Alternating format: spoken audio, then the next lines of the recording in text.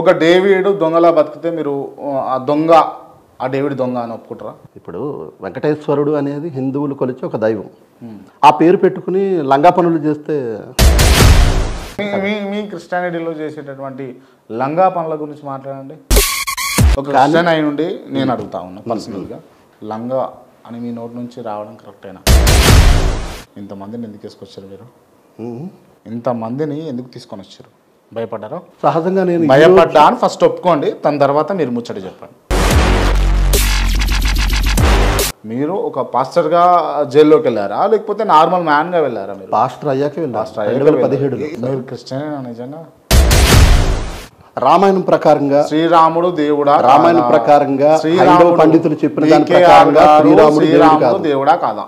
రాముడు దేవుడు కాదు, యేసుక్రీస్తు యేసుక్రీస్తు దేవుడు. యేసుక్రీస్తు దేవుడు. ఒకవేళ మీరు అన్నట్టుగా యేసుక్రీస్తు వారి భూమి మీద పుట్టాడు అన్నది కథ అయితే ఈరోజు ప్రపంచవ్యాప్తంగా అత్యధిక జనం యేసుక్రీస్తుని రక్షకునిగా దేవునికి అంగీకరించి బ్రతుకుతున్నారు. ఇలాంటి వాళ్ళు ప్రచారం చేస్తారు కాబట్టి నమ్ముతా ఉన్నారు.